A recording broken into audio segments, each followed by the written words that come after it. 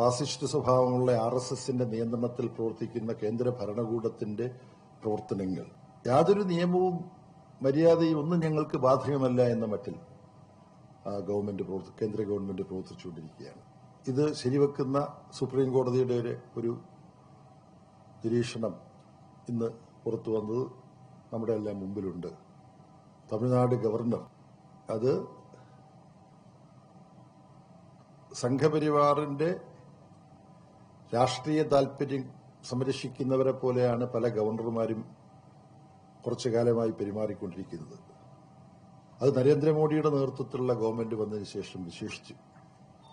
അപ്പോഴാണ് ദുർഗന്ധമലീമസമായ അന്തരീക്ഷത്തിൽ ശുദ്ധവായുവിന്റെ ഒരു ചെറിയ പ്രവാഹം കടന്നു വരുന്നത് പോലെ ഇപ്പോൾ സുപ്രീം കോടതിയുടെ തമിഴ്നാട് ഗവർണർ തമിഴ്നാട് നിയമസഭ പാസാക്കിയ ബില്ലുകൾ തടഞ്ഞുവെക്കുന്നു.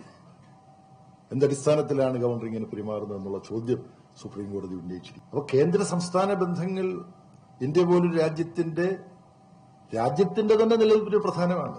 കേന്ദ്ര സംസ്ഥാന ബന്ധങ്ങൾ ഭരണഘടനാപരമായി സമതുലിതമായി പോകുക, അതല്ലെങ്കിൽ വിഘടനവാദ സാഹചര്യം രൂപപ്പെടുക.